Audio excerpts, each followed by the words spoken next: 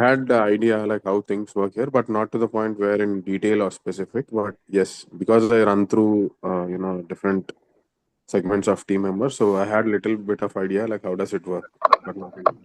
Mhm. Yeah, yeah.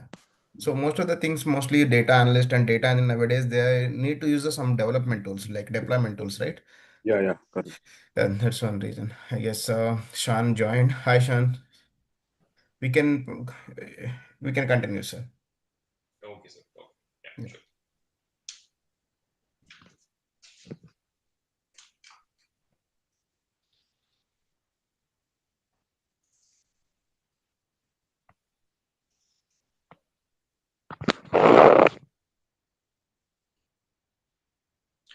Okay. Hi everyone. Good morning, guys. Hi Sucharita. Hey Chandra. Hi Farhan. Hi Sai. Hey Suresh. Good morning, guys. Roshan, good morning. Very good morning. Okay, let me share my screen.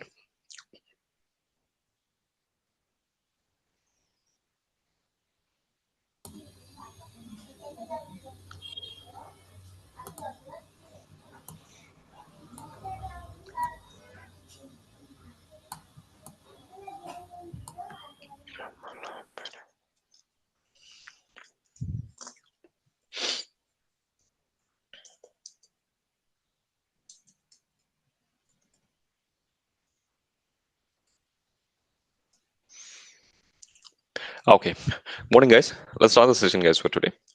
So, in today's session, we are going to, deal with the demo part, guys. Why exactly DevOps is required. What is the importance of having a multi-cloud. What is the main reason that we need to go with a multi-cloud.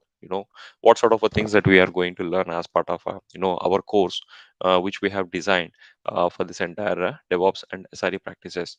Okay, who are and all the guys are eligible. What sort of tools that we are going to discuss, and what are the prerequisites that you guys should be having in order to join for this course, and how you guys are going to learn, and what is the strategy that we are going to apply so that you guys can learn this platform. So all these things we are going to discuss in today's session. Okay, so let me introduce myself, guys. So it's my pleasure to present myself to you. I'm Sean. I have around 15 years of IT experience, where currently I'm working as a DevOps architect, guys. So with regards to my roles and responsibilities, I deal with multiple clouds and I deal with the multiple platforms, in terms of a cloud, I deal with AWS as well as an Azure. And with regards to your containerization platforms, I'm having a very extensive knowledge on Docker's, Kubernetes, as well as a OpenShift. And in terms of orchestration tools, I'm very strong with Terraform, as well as in terms of your configuration management, I'm very good with Ansible. So not only these guys, but also I have a quite extensive knowledge in designing end-to-end CICD best practices for different applications like your Node.js, AngularJS, React.js, Spring Boot, .NET, as well as Python, Go languages. So like this, there are many ways, guys, many things that which I have done. So which we have clubbed together and we have come up with a course content. So where we are going to deliver your multi-cloud with the DevOps and SRE best practices. Okay. So what exactly we are going to do is like we will walk through like what and all the things are required for this, and why we have to deal with it, and what are the different necessary things that we need to have it. Okay, so generally, guys, we have a single word called DevOps. So if we are dividing these two words into two halves, so we will be getting our first half as a dev part and we get the second half as a ops part. So we have two things, guys. So one is a dev and one is a ops part. So throughout our section, we are going to learn about two things. We just need to get the answers for two questions, guys. That is, we are having our development team who is going to develop the code. Now we need to figure it out the answer for these questions, like where exactly the code is going and how exactly this code is going. So there are two questions. If you can get the answer for these two questions, then you are good to go. So where exactly this code is going and how exactly this code is going. Okay, let's start the demonstration, guys. So imagine a situation that every student, including me, if I want to learn something, so the ultimate goal for us is like what, guys? The ultimate goal for us is to go and get some job. So we always look out for a job opportunity. Hence, we thought of learning something. End of the day, where we are looking for a job, we are going to look out for a job in an IT company. So now these IT companies, they will be hiring different developers. So now question is like, why these companies are hiring these developers? So what these developers are doing, and how these companies are paying salaries for these developers, and how exactly this entire life cycle is going to work. So this is my company, guys, where my company is going to hire different developers. So now what these developers are doing. So see here. So these are all my developers who are continuously developing the code.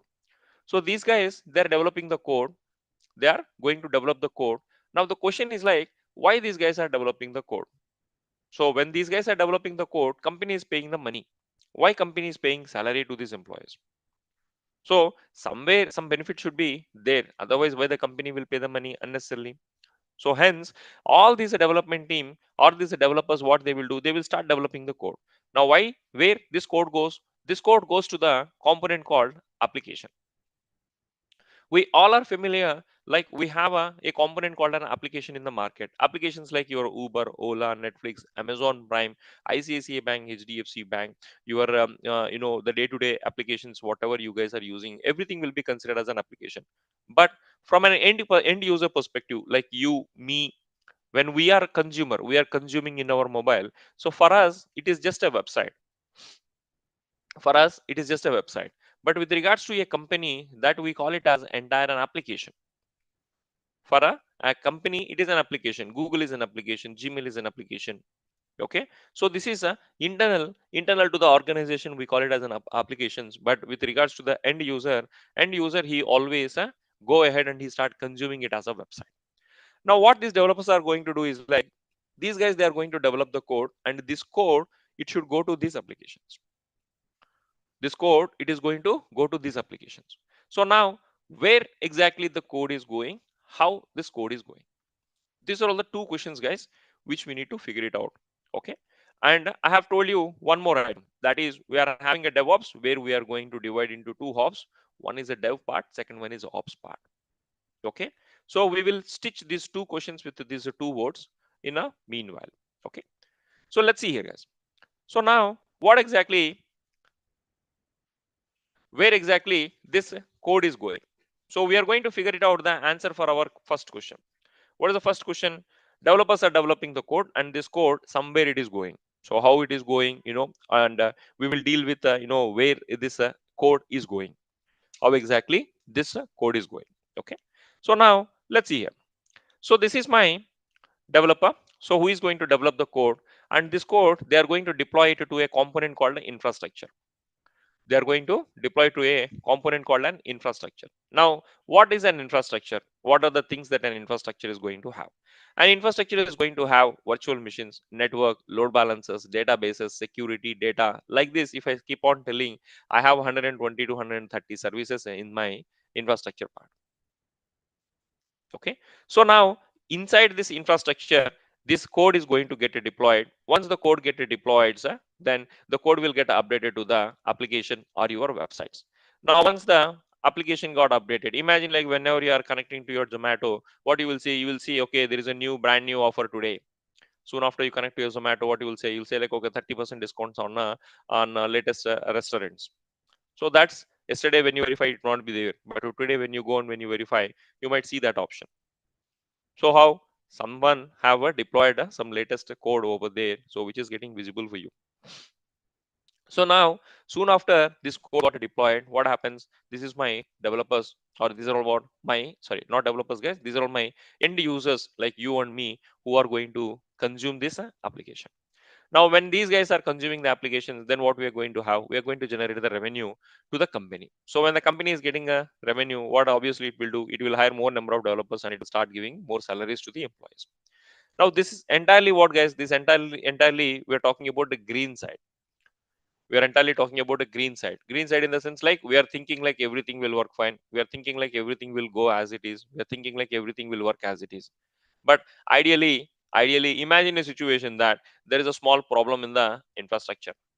Let's say that I'm having some problem in the virtual machines. Servers are down. Then what will happen? Your application will go down. Your end user will not see the application, and company will get a loss. Imagine like databases are corrupted. Then what will happen? Then your application will go down. Your end user who is consuming the application, he will also face the downtime, and he will not feel interesting towards using your application, and end of the day company will get a loss. So here what we need to understand is your infrastructure availability is directly proportional to your company's revenue.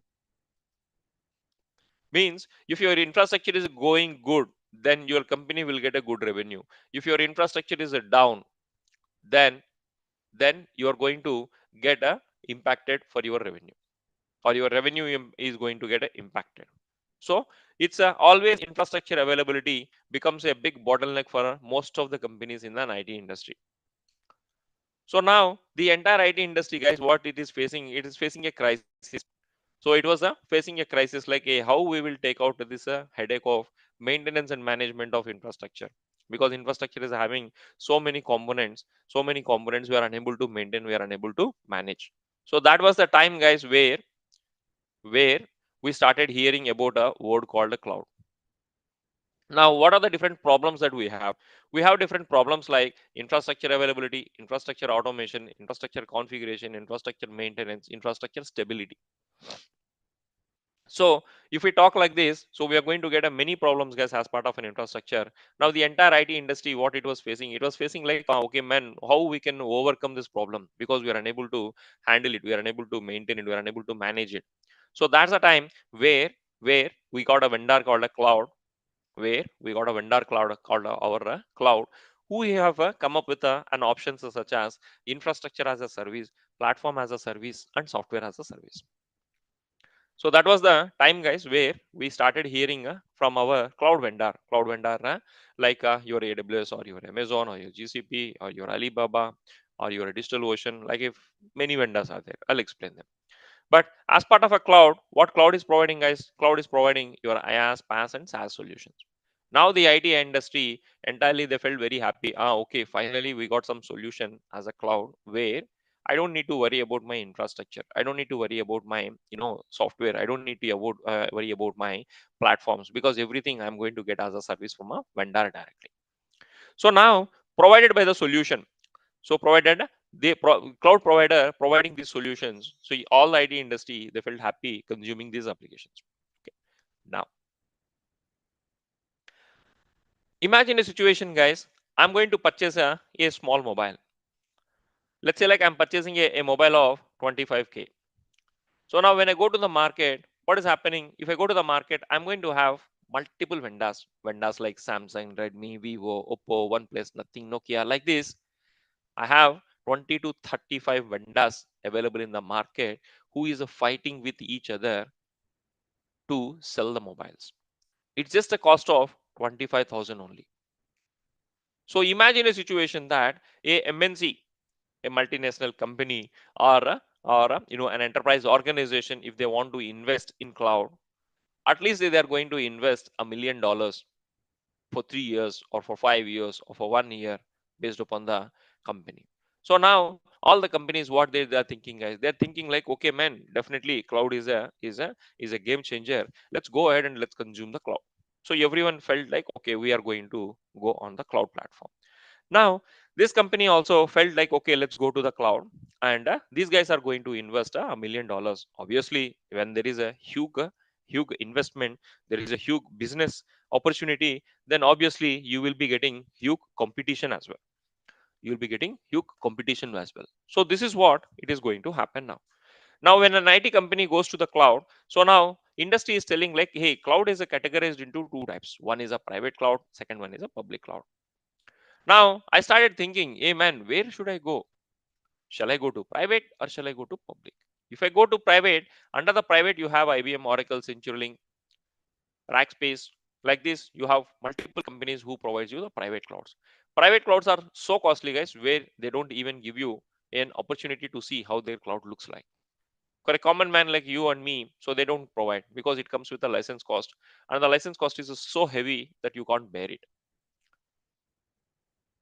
Okay, so now we do have we do have our public clouds. Guys, only 30% of entire world is using private clouds. Okay, so very less, very less people uses the private cloud. Those who don't want to be part of internet, or those who don't want to be part of the public available services, they go with the private cloud. Otherwise, no. Now let's say like we are having our public, we have our public cloud. So now as part of my public cloud, so we have many vendors, like we have AWS, we have Azure, we have GCP, we have Alibaba, and we have DigitalOcean, and many more. Now the question is like, which cloud should I go? Whom I can consider, or whom I can trust, whom I can build? So it becomes a big bottleneck for me. Like the way how we are having multiple options in mobile. So here also I'm having so many options for the cloud platform. But as usual, guys, so even though you are having so many vendors, we always trust the best selling vendors. Like in our case, we are going to trust either AWS or we are going to trust Azure. So now the question here is like, sir, you are telling AWS or Azure here, but you have mentioned that the course content will be like multi-cloud with the DevOps and SRE principles. So how it is differing? So here, let me explain you the reason why you guys have to learn multi-cloud. What is the benefit that you guys are going to gain? What are the things that makes you surprised in taking a decision of going to the multi-clouds, right? So imagine a situation like, so the point number one, let's say like I will go ahead and I want to purchase a TV. What I'll do, I'll go ahead and I will purchase a TV. So whenever I go ahead, when I try to purchase a TV, so I have two vendors. So one is a Flipkart. I can go with a Flipkart, and then from there I can purchase a TV, and I can go to Amazon. From there I can purchase a TV. So now these two vendors, whomever is giving the best discount, I will purchase from him, because I trust both the sides. There is no bias like, okay, I like Amazon. There is no bias like, okay, I know Flipkart and all, right? So both the vendors are good, both the vendors are trusted. Then what I will do, those guys who provide me the best discount, I will go with them. Now what IT industry is also facing the same thing. As imagine like I'm going to AWS. If I go to AWS is telling, okay man, if you are signing the contract next to 3 years, 50% flat discount on the compute part. Compute like your servers, your load balancers, compute like your auto scaling groups, compute like your clusters, compute like your XYZ, whatever the components we have. So everything, whatever you consume it 50% flat discount we will give you on the overall billing, which is a very good offer. Now when I go to Azure is telling we will give you 30% discount, and we will give you free of Teams, free of Outlook, free of and your Windows Server, because Microsoft is having many products, guys. Your Office 365, your Teams, your AD, and then your Windows servers, your Office laptops, your Windows 10 operating system, whatever you guys are using in your company. So everything is a license, right? Everything is licensed. All those products are coming from Microsoft only. So now what they are telling, boss, not only on the overall billing, boss, but we also give you the special discount on other products that which we are already using it. So then both the offers are good. Now why I should lose both the offers? Why can't I use both the offers? Rather than losing and choosing one, why can't I go with the both? This is the first point, guys, that which you need to consider. Why can't we go with both? Now let's take the second one. Imagine a situation that I'm trusting only Azure. I have trusted Azure so much that I have built my entire infrastructure.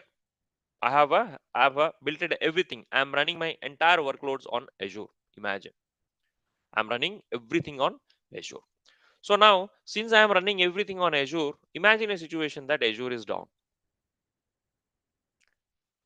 Imagine a situation that Azure is down.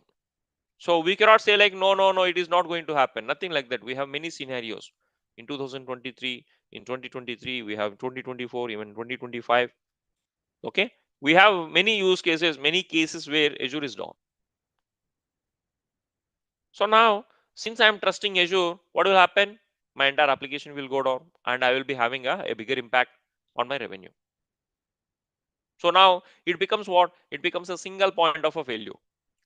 It becomes a single point of a failure. So hence, all the architects or all the IT industry, they started thinking, hey man, why we should host our application only in Azure? Why can't we host it in other cloud platforms as well? Okay, this is the point number 2. So now point number 3 is your vendor locking. Imagine like I trusted Azure. I went with the Azure. Azure gave me good discount, 40% discount they have given. And then what I did, I moved my entire workloads to Azure. Now it's been 3 years that offer is completed. Now after 3 years, if I go to Azure and if I ask Azure, hey, I'm renewing the contract with you, can you give me the same discount of 40%? Is there Azure is going to give you guys, or any vendor is going to give you the discount again? What is your opinion? Any answers? I think no, Hmm, good. because Azure you will already pay. adapted to use this platform, so they can refuse to give further offers. Very nice, very nice. Good one, sir. Good one. Thank you so much. So, guys, like our friend said, obviously, was you're already using 3 years. We have given you again. If you're asking a discount, I don't think so. We can provide such kind of a discount for you. Now what? Now, after third year, you have to pay the full amount, which is a burden to your pocket, and you are locked with a vendor. You can't go out of Azure. Now what? Now you there is no other go. If you even if you are planning for a migration, then at least it will take a year or a year and a half for you to move to another cloud. They're also the same situation. Even though the vendor is providing you good flexibility of some good discount initially, if you go to some other cloud, after 3 years, there also you face the same problem. So that's the reason. That's the reason. Imagine a situation that I am hosting my application in both the cloud platforms. Whenever Azure says like, hey boss, I'm not going to provide such kind of a discounts for you, then what I will do is like, I'll go and there is a parameter called a traffic percentage routing. I'll go and I will change the traffic routing 10% to Azure platform and 90% to AWS platform. So in a matter of 5-10 minutes, I will simply decide where my traffic should go. In a matter of 10 minutes, what I will do, guys, I will simply switch my traffic. I will say like, okay man, we are no more with Azure. Whatever the important services are there, only those services we will use it, where we will pay the money to Azure. Remaining services, everything let's run in AWS. So in simple terms, guys, I will be distributing my workloads onto multiple cloud platforms so that I will have a full control on my entire application. Wherever I want, I can run dynamically. If I feel like no, I have a workloads which are coming more, and if the Azure is not giving me a discount, I'll say like run it 15-20% on Azure, remaining 80% you can run directly on AWS platform. So this is the flexibility, guys, that with which we are going to get whenever we are having a we call these architectures as a hybrid architectures. We call these architectures as hybrid architectures, right? The industry is moving, guys. The industry is already on the hybrid architectures. Hence the IT industry is expecting candidates who are having a good knowledge on multiple clouds. So earlier days are gone, where you go and you just project only one cloud knowledge and one automation skill, where you will be getting a job. But these days it is highly impossible to get a job on one skill. Okay, so that's the reason, guys, it's very important that you guys have to learn multi-cloud, so that it will give you a wider range of opportunities in the market. Okay, so now why we have to learn multi-cloud is this is the reason, guys. So where exactly our code is going? Our code is going on to the cloud part. Our code is going where? Our code is going onto the cloud part. So which will be end-to-end maintained, managed, configured, built and automated by an engineer whom we are calling it as operations engineer, who is nothing but my ops guy. Who is nothing but my ops guy. So as part of our DevOps, there are two words. One is a development, second one is a ops. Ops represents operations. This is the first phase of a single coin, DevOps. So if you are considering DevOps as a coin, so the first phase of your coin is operations, which is your ops part. So ops part represents your reliability, your site reliability as well. Ops part represents your end-to-end site reliability as well. Okay, so now let's move on with the second phase of our coin, that is how exactly our code is going. So till now what we discussed like where this code is going. So now what we are going to discuss, like, see how exactly this code is going. We are telling like code is getting deployed, but how? That is very, very important. Let's see here. So each and every organization is going to have their own sales team, guys. If you observe this picture carefully, so we have what? We are having a proper sales team. Now what this sales team will do is like they go to multiple companies and they will start projecting like, okay, we are having highly qualified, highly, certified, well educated engineers we have who can deliver the project whatever you want, who can deliver the project whatever you want. So now obviously the sales team main purpose of their existence is to get the requirement. They go to multiple customers and they will bring the requirement. When the requirement is coming, then what will happen? A new project will be initiated. For that project, we are going to have a project manager. For that, we are going to have what? We are going to have a project manager. So once we are having a project manager, once we have a project manager assigned for that, then what is going to happen, guys? Then he will hire a bunch of developers who are going to develop the code. Now, once my development team, they are done with the code, then what we are going to have? Then we are going to have our testing team who is going to do the end-to-end testing. What my testing team will do? My testing team, they will go ahead and they will start doing the end-to-end testing, whether the application is working fine or not. Finally, we are going to land onto the quality and the assurance part. We're going to land on the quality and assurance part, like, okay, how good this code is developed, how exactly this code is written, any functions that have defined which are not in use, any variables that have defined which are not in use. So whether the code quality is properly met or not, okay, any vulnerable packages that we are having in the code or not, everything this team will validate it. Finally, we are going to have our build and release team. So what this team is going to do is like they will go ahead and they will start they'll start taking the application code and they will deploy the application to the infrastructure. Finally, what they are going to do, finally, once the code got deployed, so this is my customer. This is my customer. When the code got deployed to the infrastructure, customer will get a new application. Once the customer gets a new application, what he will do, he will go ahead and he will start giving the feedback. He will start giving the feedback. So now again this feedback will be taken care by my sales team, where again sales team will come up with a requirement and the requirement will be shared with the project management, and then again the developers will work. So here if you observe carefully, this is what, guys, this is my overall end-to-end SDLC process, software development lifecycle process.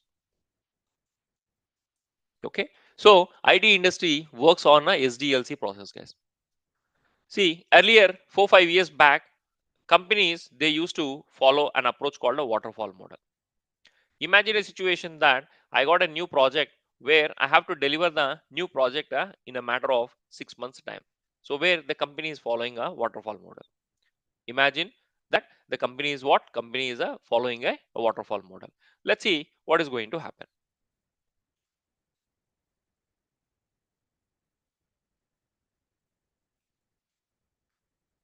So let's say like, our company, they are going to follow an waterfall model, guys. So where we got a project for 6 months.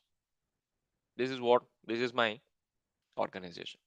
So now your project manager, what he will do, he will call for a meeting and he will call a development team, testing team, quality, build and release team, everything he will call, and he will start asking them like, hey, okay, we are going to get a new project and this project has to be delivered in a 6 months time.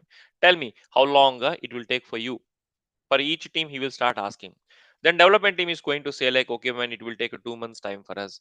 Testing team will say like, okay, it will take a 2 months time for us. As well as a QA team, they are going to say like, okay, it will take a 1 month time for us. And my build and release team, they are going to say like, okay, it is going to take a 1 month time for us. So here what is happening, guys? Every team, they are telling boss, with this is the minimum time that which I need it in order to complete this entire work. So if you are not giving me this time, I cannot do the work. This is the least time that which we are going to agree on. Now finally, all these guys, they struggled a lot and finally they have figured it out. Okay, in 6 months time, they worked day and night. Finally, what did they do? They deployed the code. So they built the code and finally the code got deployed and the customer got the updated version. let's say like version 1.0.0, we have delivered it to the customer. Okay, now obviously customer, he started using the application. Now he started giving a complaints. What customer is doing, he started giving the complaints. He started telling like, hey man, what is this? This is not the application that we agreed. This application won't look good. We need some few changes. This is not going to work. So but the agreed timeline is a 6 months and we delivered the product. Now customer is coming back and he's telling like, okay, this is not the product, he needs to have some improvement inside it. Then what I will do, obviously again the project requirement will come. Again I will ask all the guys, again all these guys, they will say like, hey man, it will take 6 months time to again redo the work. Obviously they need time. So now already customer waited for 6 months time. Now if I go back and if I tell him like, okay boss, you have to wait a 6 more months, then he cannot wait. He cannot wait. So this is what guys, this is a waterfall model. In waterfall model, customers used to wait. Customers used to wait. So that was the trend those days. But these days, do we have that much patience guys with us, where we go and we wait for a 6 more months and say like, okay, let him take whatever the time he want, let him come back whenever he want. So these days, no one have that much patience guys. These days, no one have that much patience. So that's the reason what we are doing guys. Tell me guys, what is the current approach that the IT industry is following? Anyone remember? Anyone know? What is the current trend guys? Agile methodology. Good. Sure. Very nice. So that's the reason IT industry is going with the agile. That's the reason IT industry is going with agile. Now the question here is like, how come a simple process change will reduce the delivery time? Whenever I'm changing a process, nothing changes. Whenever I change a process, nothing changes. But something is getting changed behind the scenes, which is drastically reducing my project delivery time from 6 months to 2 months. How come? So how exactly this drastic change is happening in an IT industry? So this change is happening guys because this changing is happening because whatever the testing team which they agreed for 1 month time, or sorry 2 months time, whatever the quality team which they agreed for 1 month time, whatever the build and release engineering team, whatever the time they have agreed, so the overall time here all these teams they are taking is 4 months time. Now what we are going to do is we are going to introduce a new role called dev, and this guy is going to have a strong knowledge on ops. Combining these two, we are calling him as DevOps. Now, whenever you are introducing a DevOps candidate into your project, what this guy will do is he will connect with the testing team, build and release team, as well as your quality and assurance team. Whatever the work which these guys are doing manually, that entire work he is going to convert into automation. Whatever the work that these guys are doing manually, that entire work, what our engineer is going to do, he is going to convert that entire work into automation. As a result, whenever you are introducing a DevOps engineer into the project, he is going to convert the entire 4 months of your team's efforts into 4 minutes of delivery. One point that you need to clearly understand is DevOps engineering is nowhere, it is nowhere related to the code development. Means if you are a DevOps engineer, you don't need to learn AngularJS, React.js, Spring Boot, .NET, Python, Golang. All these things are not required for you.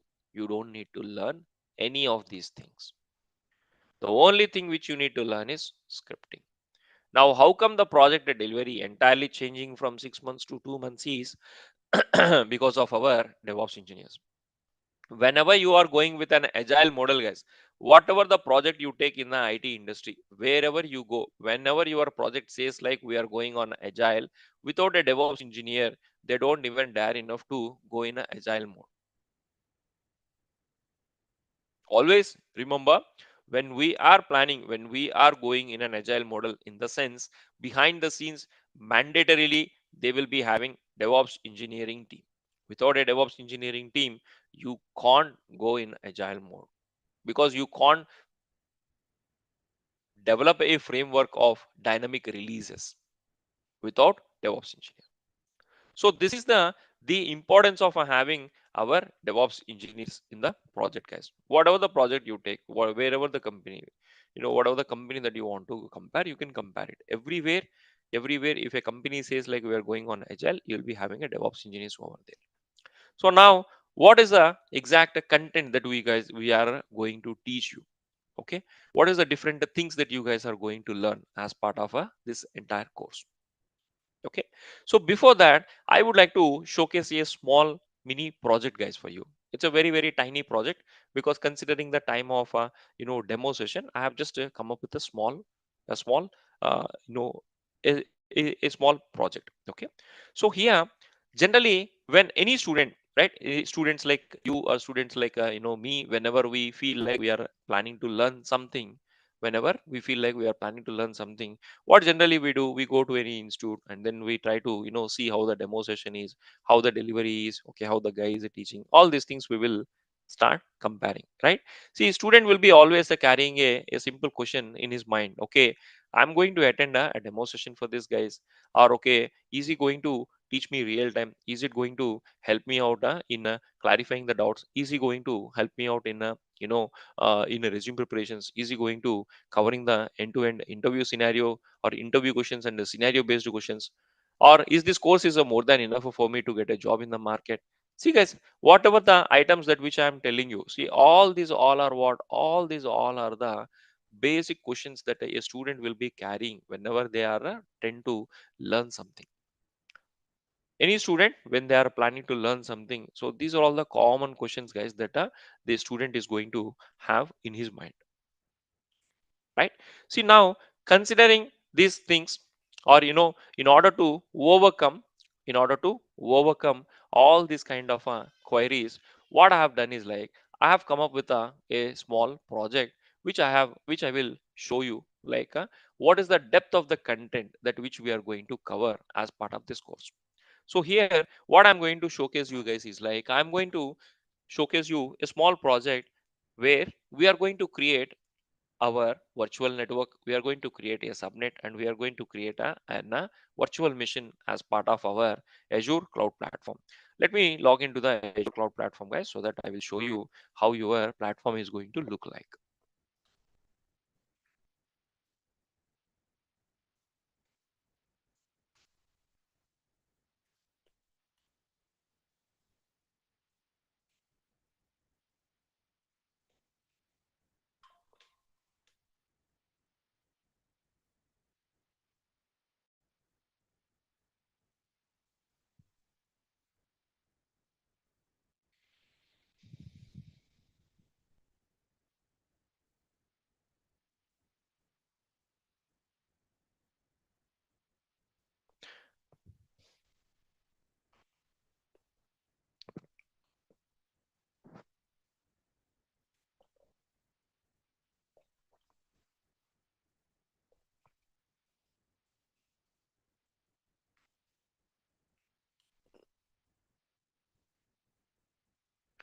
Okay, so right now, if you observe here, guys, as part of my Azure cloud, I don't have any services up and running, so it is clean. It is clean. So now what am I going to show you is like, I'm going to show you a concept called a one-click deployment strategy. I'm going to show you a concept of one-click deployment strategy. So now, as part of your one-click deployment strategy, guys, so what exactly we are going to do is like, this is my entire application or infrastructure related script, where I'm going to have a file called a dev.tfwas. So this is basically a Terraform code, guys. So where I'm going to tell you like, okay, this is my end-to-end application. So where I'm expecting that I need to have my infrastructure to be up and running using these variables. Let's say like I'll edit this file and I'm going to say like, okay, I want to have my Java application that is end to end, that is my dev environment. I would like to have it. I will go and I'll click on commit. Click on commit. So here, what am I building, guys? I'm building my entire dev environment, which means like, as part of this architecture, I'm going to build my VNet, my subnet, my virtual machine, my virtual disk, and then my public IP addresses. All these components we are going to build it in our dev environment. So now the moment I click the button over here, immediately you will go ahead and you can see like there will be a pipeline which is going to get executed in the backend. So this is my pipeline. So what this pipeline will do, guys, automatically it will go ahead and it will try to connect it to the Azure cloud platform. Once it connects to the Azure cloud platform, whatever the resources that I needed, automatically this guy will go, automatically he will start building in the Azure cloud. So here, if you observe carefully, we didn't do anything here apart from changing our vars file. In that vars file, I will go and I will mention what I needed. So if you go back to the code, and here, if I show you this code again, so here, what am I telling? I am telling like I need my CIDR block. That is my network, and I'm telling like I need a subnet. So what is the subnet CIDR that I need to have?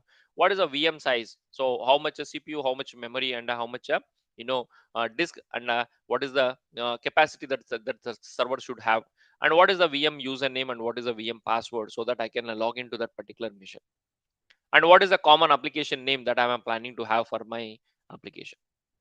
Now if you go back, so earlier when you see in the Azure cloud I was not having any resources, but right now if I go ahead and if I refresh it, so what you can able to see, guys, you can see like we are having a public IP address, we have our VNet creating, we have our security group created. See, all these components, who is creating? As a human, I am not creating it. Everything my code is getting, or everything my code is there, my code, what it is doing, it is going ahead and it is trying to deploy everything onto my Azure cloud platform. See, guys, just in a matter of an hour or hour and a half, if we are teaching these many things, like when you guys are really coming for a classes, in the classes we will teach you everything. So everything which includes, this is the course content, guys. You guys are going to learn your AWS cloud, you will learn Azure cloud, you will learn Linux administration, you are going to learn shell scripting, you will learn a Terraform, you will learn Ansible, Git and GitHub, Jenkins, Docker, Kubernetes, CICD best practices, agile process, Azure boards, as well as Azure release pipelines, build pipelines, and Azure Artifactory and final projects. Whenever we are talking about your final projects, so you will be learning your end-to-end CI/CD automation on AWS platform, on Azure platform, and CI/CD on your Kubernetes platform, CI/CD on your Kubernetes platform of both AWS and Azure.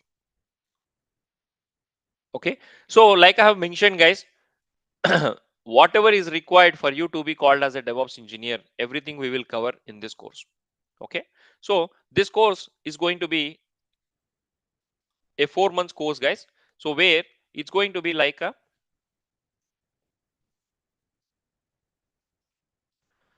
so this course goes for 4 months, where every day you're going to have 1 to 1.5 hour session on a daily basis, starting from Monday to Friday.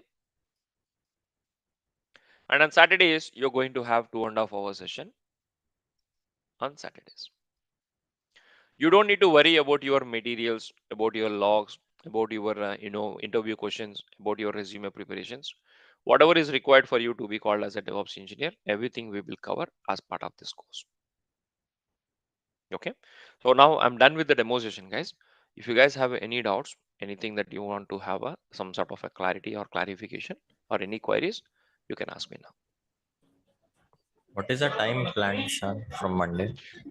From Monday, Farhan, better you can check with Mahesh. Okay, Mahesh will tell you about the Yeah. timings part. Sure, sure. And one more thing regarding this is the DevOps and SRE, right? Yes, you're right. What does SRE means? I mean, Okay, see, DevOps basically, role sorry, we have understood, but SRE. yeah. See, as part of your ops part, so you will be considered as an SRE engineer, or if you are having more work onto the operations, then you will be working more on the cloud automation, cloud maintenance, cloud work, cloud observability, or cloud monitoring and all. So then you will be having a role called SRE. Okay, but if you have a more work on the development, like application deployment, application process, application lifecycle, CI/CD pipelines, if you are working more towards the development, so then you will be having an opportunity for DevOps. But as part of this cover, this particular course, we will be covering both. We will give you the equal priority for your entire infrastructure automation build and release, and at the same time you will be given a more priority towards your DevOps as well. So everything we will be covering. Okay, and difference between DevOps and DevSecOps. So if you are adding more towards a security, whenever you add a more, whenever you start injecting things like linting, your vulnerability scanning, image vulnerability scanning, your server vulnerability scanning, and your application jar file vulnerability scanning, as well as understanding your log analytics, like inside the logs any application related, like end user related card information, mobile information, transaction, financial, like banking. If you go and if you see how this entire log is getting populated, is it masked or it is not unmasked. So like this you have plenty of or n number of items we have, so which instead of security team and going and doing this manually, you will be injecting these kind of things as part of your CACD pipelines. So when you are adding such kind of a more stages as part of your day-to-day work, and if you are working on such a kind of a security related things, then you will be called as a DevSecOps engineer. I mean, will we be covering some of the topics regarding security We as will well? cover maybe like a 5%, 6% of it, sir. Okay. I don't want to give false promise for you, Yeah, sure. Yeah, but understood. it's a clarity, like because it's more into security, right? When I say like a security, you need to have a knowledge on the security, otherwise you will not understand. Understood. Got Okay, it. yeah, Yeah.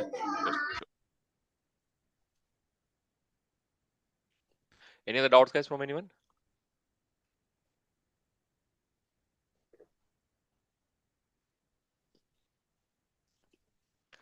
Okay, guys, I think hope the demonstration is helpful for you. Thank you so much, guys, for joining. Have a great weekend ahead. Thank you, Sean. Thanks for the session. Thank See you. you guys. See you. Thank Okay, you. guys. Okay, bye.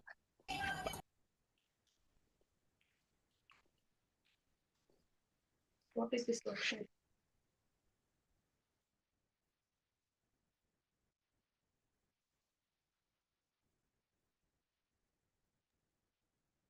Sean, is Mahesh on call? Mahesh, no, you want his mobile number? No, I have. Okay, okay, fine. Yeah, you can reach out to him. Okay, thank you.